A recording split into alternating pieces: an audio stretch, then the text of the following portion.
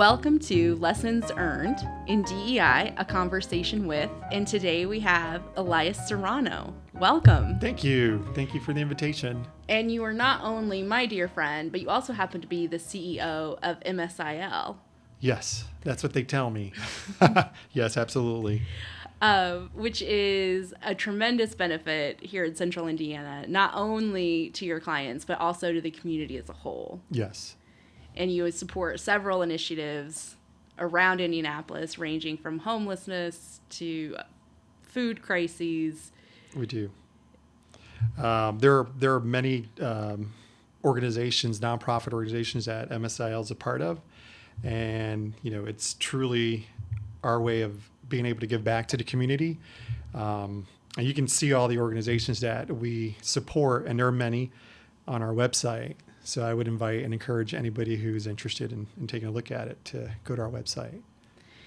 So your company is maybe one of the most diverse that I have come into contact with. It really reflects the community as a whole, which is why I thought it would be so great to have you here today so we could talk about what that looks like from... It's nice to hear that, that you see that. That's many years in the making. That's a lot of people bringing their ideas to the table and sharing, their thoughts and feelings. And I think if you see that we're a diverse company, that's really what we're trying to project. We're trying to, demonstrate that we're all inclusive. So I know what inclusive means to me. What does inclusive mean to MSIL? Inclusive for us is everybody has a voice. Everybody is important. Everybody, no matter who you are, no matter your background, whether it's education, whether it's your ethnicity, your experiences, that's all inclusive. We welcome everybody. There's not one person that we're going to be turning a cheek on. So inclusive for me is everyone.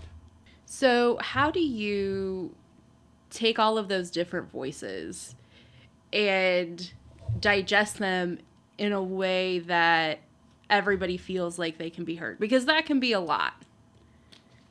It is a lot. When you're trying to make sure that everyone feels heard, their feelings feel heard, and they feel seen. Some people would say that, maybe that's just so daunting of a task that it's impossible.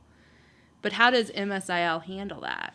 Oh, it is daunting, that's for sure. I don't know if there is a right way to really handle that. You just have to really do it. You really have to, whatever words you speak, you want to put some action behind it, right? So it's important for me, myself, it's important for me to have an open door policy, right? A lot of people think I'm crazy that I have an open door policy, but for me, it's important because you give an opportunity to everybody or anybody to walk in and share whatever it is that they think, whatever it is that they feel, whatever, they may have an opinion about, whether it's positive or negative. I like to think that, from the top, it starts with Leticia. She's the founder of our business, and Leticia has always been about open door. She's always been about listening. She's always been about opportunity. She's always been about, she's a giving person. She will give the last, dollar she has in her purse to whoever it is. So it starts there. It really starts with our founder and her beliefs and her philosophies. And we truly are a company that invite everybody in, and we want to hear you, and we want to create an opportunity for you. So you got to just be willing to be open. So when we talk about openness, absolutely agree. Some of these conversations can be uncomfortable. Very uncomfortable. And sometimes that's how we know that we're getting to where we need to be, that growth is happening. Have you ever at MSIL had any challenges with difficult conversations? Oh, yeah. So we're, 20 years in business, and, I would love to say that we've never had an uncomfortable situation or an uncomfortable conversation or experience, but we have. And it's through those uncomfortable experiences that we are able to learn, and we're able to grow. We're able to make changes. Because there are so many of those uncomfortable experiences, I'm not going to share about them. I'm not going to share them with you, right? But I will tell you that we truly believe that through bad experiences, you have an opportunity to really grow. You have an opportunity to really make a difference. You have an opportunity to make a change, and through that experience is what's allowed us to really expand and be where we're at today. So you have to get comfortable being uncomfortable. Oh yeah, like today, right? That's true. You're doing great though. But how you take those messages, I think, and you hear them and then you listen to them and digest them really shows your workforce that you can be trusted, that they should never feel like they have to hide something that's upsetting to them. Yeah, and I would hope that, we demonstrate through our words and our actions that any of our employees, whoever it is, it could be employees, it could be vendors, it could be customers, that, they feel they have an opportunity when they're in front of us to really express whatever is on their mind, right? People can get scared. It's scary to, go into someone's, office, especially if you're an executive. I know there's like a stereotype, I'm going to sit with, a CEO or a CSO, any person, who's not at that level, they kind of get intimidated. So they kind of shut down, right? They're afraid to be judged, I guess, or to be looked at, or to be looked down at. Or to lose their job. Because they're probably trying to be transparent, if that's a really good word that we can use. They're trying to be transparent. They're trying to be honest. They're trying to express what they felt. And there could have been some wrongdoings, right? And maybe their way of delivering the message is not the best. And maybe they're not using elaborate words to describe the feeling. But I truly believe that you just got to let people, be themselves, and let them really share what those thoughts are, and learn from it. Take it, own it, and learn from it. I love that you said let people be themselves, because I think when we talk about retaining diverse workforces, it could be so challenging for some people to be able to bring their whole selves to work, whether that's their socioeconomic background, whether that's who they are, whether it's their gender, whether it's their race, whether it's their sexuality. Right. Being able to bring your whole self to work is a side of if you're going to be there for long, right? Correct. Because you can't, it's like wearing an uncomfortable shoe. You can't do it. Like, you could do it for a day and a half, maybe, on that vacation. I'm pretty sure if you're on a red carpet and you have to wear those shoes, I'm right. sure you will. But after that, you're over it, and you're done, and right. you're leaving. And so how do you make sure that everybody feels like they can bring their whole selves to work? Well, that uncomfortable shoe, after a while, you're going to want to flip it off, right? So nobody wants to wear something that's uncomfortable, just like nobody wants to go to work feeling uncomfortable.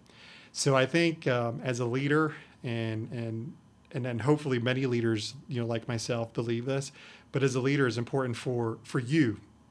If you're inviting someone into your space and you're wanting them to bring their whole self in, you have to create a platform, or you have to create an environment for them to feel comfortable. So we should all understand that it's not easy when you go into a situation where you're about to probably say something that's going to offend the party or offend someone or criticize them. So it's your job to make the environment feel comfortable. You have to make it feel open. You have to make it feel inclusive, as far as be ready for whatever they're going to share. Don't shut them down and judge so quickly. And I've done that before. Mm-hmm. I've been of the side where I will immediately try to figure out what they're going to share without really listening. So just listen. Thank you. Thank you for sharing that, because that in these as a leader, as being responsible for a business, it could be easy to do that, to be human. Yeah. Which is what that is. You're right. To be human. I love that. But I have noticed at MSIL, you make a deliberate effort that representation matters at every rung of the organization. So whether that's at the top, whether that's in the middle, whether that's your HR staff, was that a deliberate decision? Was it organic? That you just appreciate it? I'm going to, I'll share. It starts with Leticia. It really does. Letty is that person who, and you've met her, she's amazing. She's got a great heart. She's a great person. What wouldn't she do for anybody? And I think that's where it started. When I first moved to Indianapolis and started helping Letty with the business, I had a lot of learning to do. And she was my mentor. She was my trainer.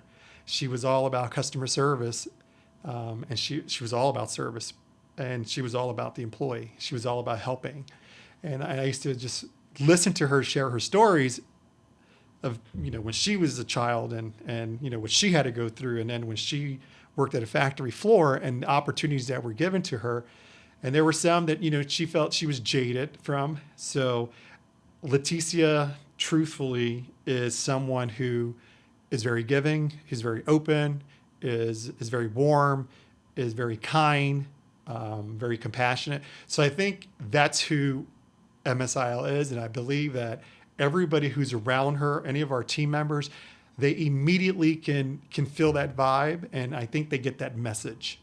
I'm the same way. When I'm in front of a customer, I like to treat my customer great, and I'm going to treat my employee greater, because it's that employee who really gives me the opportunity to be in front of a customer, right? That's, if you're not loving your employee as much as you're loving your customer, then really what do you have? So create a space for everybody to feel welcome.